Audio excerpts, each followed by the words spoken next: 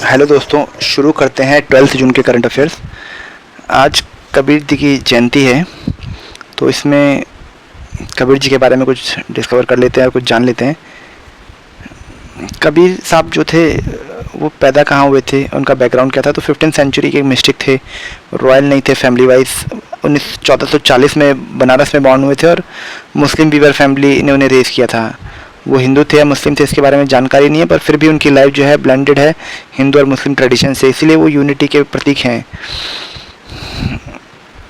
एक चीज़ है कि उनको जो है जो निर्गुणा भक्ति थी, उसका मतलब कि गॉड विदाउट द फॉर्म, ये उनकी जो है जो बेसिक भक्ति का बिलीव था, और वो बियॉन्ड ह्यूमन एट्रीब्यूट है जो भगवान है। सेवा और सिंप्लिसिटी उनकी उसका प्रतीक था, उनकी शिक्षा का। तो इसका मतलब है कि दूसरों को हम्बली हमको सर्व करना चाहिए और भगवान को रिमेंबर करना चाहिए प्योर हार्ट से। God reside with in, God हमारे अंदर ही होता है और हमको डिविनिटी पाई जा सकती है सेल्फ अवेयरनेस के थ्रू, नॉट बाय रिचुअल्स। तो वही है ना, मन का फेरी झुक गया, फिरा ना मन का फेर, तो ये वहीं से आया है। Social equality, no one is born higher और लोअर, ऑल आर डिवाइन। तो ये उनकी टीचिंग्स थी। नेक्स्ट न्यूज़ की तरफ चलते हैं। पैसेक्स आपने सुना होगा, पैसेक्स क्या है? पैसेक्स एक जॉइंट नेवल ड्रिल है जो कि फ्रेंडली कंट्रीज़ के बीच में होता है। इसमें इंटरऑपरेबिलिटी को मतलब डिस्कशन किया जाता है या उसको एक्सरसाइज किया जाता है, कम्युनिकेशन के बारे में बात होती है, स्ट्रेटेजिक ऑपरेशन एट सी कैसे किए जाएंगे उसके बारे में डिस्कशन होता है। अभी रिसेंटली पैसेक्स की जो एक एक्सरसाइज थी वो कंडक्ट हुई थी अरेबियन सी में, नॉर्थ अरेबियन सी में, और यहाँ पे इंडिया और यूनाइटेड किंगडम के बीच में हुआ था, जिसमें इंडिया की तरफ से INS ताबर ने पार्टिसिपेट किया था और यूनाइटेड किंगडम की तरफ से HMS प्रिंस ऑफ वेल्स ने किया था और HMS रिकमंड फ्रिगेट ने किया था और UK कैरियर स्ट्राइक ग्रुप भी आए हुए थे। रिसेंटली चेनाब ब्रिज जो है इनाग्रेट हुआ है, दुनिया का सबसे highest single arc railway bridge है। ये प्रधानमंत्री मोदी ने इनाग्रेट किया और मेजर माइलस्टोन है ये इंडियन इंजीनियरिंग का। इसमें एक विमेन काफ़ी फेमस हो रही है जिनका नाम है डॉक्टर जी माधवीलता। ये जियो टेक्निकली एक एक्सपर्ट हैं, जो कि जियो टेक्निकल एनालिसिस उन्होंने किया था और इसके बारे में उन्होंने सजेशन या गाइडेंस या मेंटरिंग की थी उसमें। वो कौन है? तो HAG की प्रोफेसर हैं, सिविल इंजीनियरिंग पढ़ाती हैं और ISC बैंगलोर में हैं। पहली वुमेन फैकल्टी अपने डिपार्टमेंट में जियो टेक्निकल कंसल्टेंट ऑफ AFCON भी रह चुकी हैं।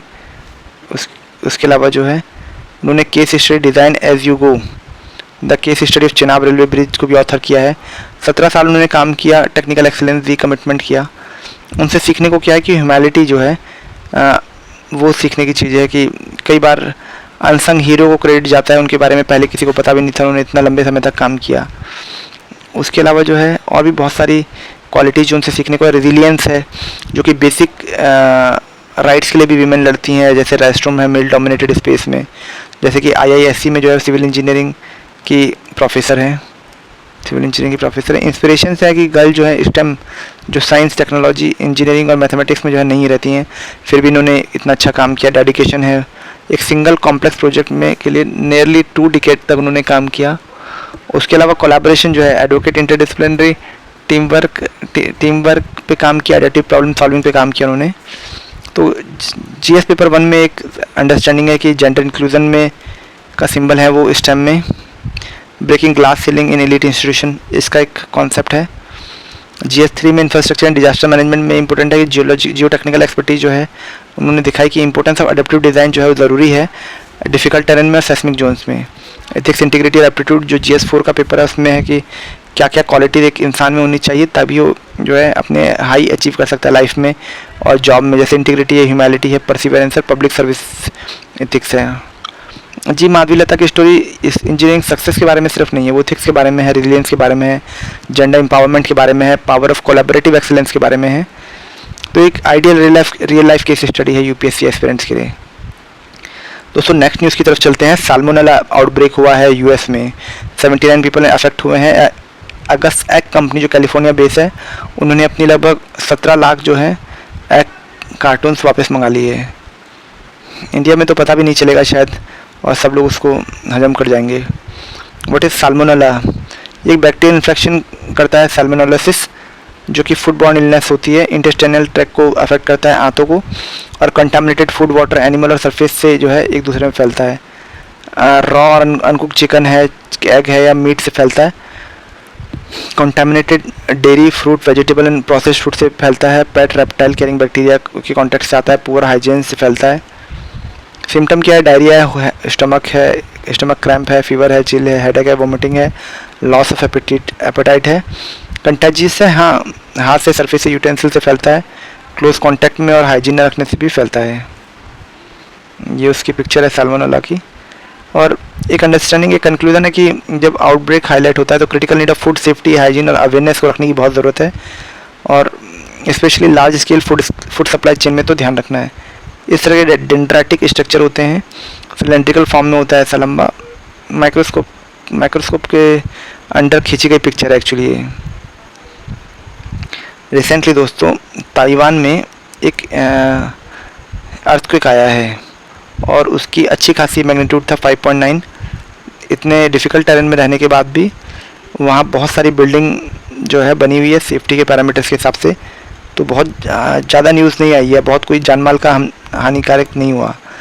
लेकिन वहाँ की ताइपे की बहुत सारी बिल्डिंग्स अफेक्टेड हुई।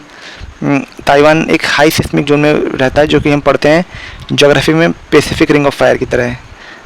ताइपे को देखोगे और ताइवान को देखेंगे तो इस तरह से एक तरफ पैसिफिक ओशंस है, एक तरफ साउथ चाइना सी है, छोटे छोटे आइलैंड्स है, पेंगांगू आइलैंड्स है, माकुंग आइलैंड्स हैं, ताइवानी स्टेट है यहाँ पे, यांगमिंग सन है, सिंचू, जुआ, हुइलन, ये इनके मेजर शहर हैं। एक और आइलैंड ताइवान के पास है छोटा सा, लानयू। ताइवान 2/3 से ज़्यादा एरिया में माउंटेन में है। चुंगयान रेंज जो है बैकबोन है, यू माउंटेन हाईएस्ट पीक है, रिफ्ट वैली है, ईस्टर्न रिफ्ट वैली वहाँ पे। रिवर क्या क्या मेन रिवर है? जुआओसी रिवर, गाओपिंग रिवर, उसके अलावा मेजर रिवर शॉर्ट्स हैं, फास्ट फ्लोइंग है, हाई सेडिमेंट लोड है। दैनसुई रिवर एक फेमस रिवर है जो कि फ्यू नेविगेबल रिवर की तरह काम करती है और ताइवान स्टेट में गिरती है। वॉल्केनिक ऑरिजिन है यहाँ की सॉइल का और रेनफॉल के कारण से डिग्रेड होती है और इरिगेशन के कारण से। सिस्मिक एक्टिविटी, जब यूरेशियन प्लेट और फिलिपीन प्लेट आपस में टकराती हैं तो एक सिस्मिक एक्टिविटी होती है, part of Pacific ring of fire का पार्ट है। फ्रिक्वेंट और इंटेंस अर्थक्वेक आते रहते हैं, मोस्ट अर्थक्वेक प्रोन रीजन्स में से एक है। ताइवान की स्ट्रेटेजिक लोकेशन और कॉम्प्लेक्स जियोलॉजी इसको जो हाईली वल्नरेबल बनाती है अर्थक्वेक के लिए। और रिसेंट अर्थक्वेक ने आइलैंड की रेजिलियंस, इंफ्रास्ट्रक्चर और रोबस्ट डिजास्टर प्रिपेयर्डनेस का एक उदाहरण दिया है।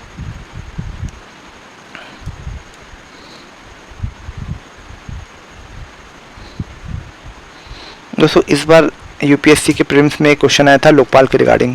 अभी लोकपाल ने क्या किया, एक अपना मोटो चेंज किया, एम्पावर्ड सिटीजन एक्सपोज करप्शन का। इनका पुराना मोटो था माँ ग्रीता कस्याविद दमन, don't be greedy for anyone's wealth. इसका पर्पस क्या है? लोकपाल का इंस्टीट्यूशनल विजिबिलिटी को बूस्ट करना, सिटीजन एंगेजमेंट को इंक्रीज़ करना, पब्लिक आउटरीच को इंक्रीज़ करना। क्या है लोकपाल, कैसा है? लोकपाल एक्ट 2013 के थ्रू आया है। ये एक independent statutory anti corruption body है, बहुत डिकेड्स की डिमांड के बाद ये बना है। 16 जनवरी 2024 को एस्टैब्लिश हुआ, बसंत कुंज दिल्ली में इसका हेडक्वार्टर है। फॉर्मर चीफ जस्टिस या फिर सुप्रीम कोर्ट के जज आएंगे। 8 मेंबर होंगे, 4 judicial 4 non judicial. President appointment committee में रहता है, on the recommendation of high level selection committee पे वो करता है, क्या उसके रिकमेंडेशन पे सिलेक्शन होता है। ये जुडिशियन क्या, prime minister, union minister, MP है, सेंट्रल गवर्नमेंट एम्प्लॉय है, ग्रुप A to D है। उसके अलावा official government official funded bodies हैं। उसके अलावा एंटिटी फॉरेन कंट्रीब्यूशन जिनको कि 1 करोड़ से ज़्यादा पैसे मिल रहे हैं एक साल में, उनको भी देखता है ये। Investigate under the prevention of corruption act के अंडर इन्वेस्टिगेट करता है 1988 के थ्रू। क्या कर सकता है? प्रोसिक्यूशन कर सकता है, प्रॉपर्टी अटैच कर सकता है, रिकमेंडेशन और सस्पेंशन ऑफ ट्रांसफर कर सकता है, समन विटनेस एंड सीज डॉक्यूमेंट कर सकता है, सुपरवाइज CBI के थ्रू सुपरवाइज कर सकता है जो रिफर्ड केस होते हैं। और उसके अलावा इन्फोर्समेंट बॉडीज़ के साथ कोऑर्डिनेट कर सकता है। तो लोकपाल का जो नया मोटो है वो सिग्नल करता है कि नई कमिटमेंट टू ट्रांसपेरेंसी के लिए, सिटीजन एम्पावरमेंट के लिए और इंस्टीट्यूशनल इफेक्टिवनेस के लिए। थैंक यू दोस्तों। अगर इसकी आपको इस वीडियो की PDF चाहिए हो तो BYIS के टेलीग्राम चैनल पे आपको मिलेगी। थैंक यू दोस्तों, आज के लिए इतना ही।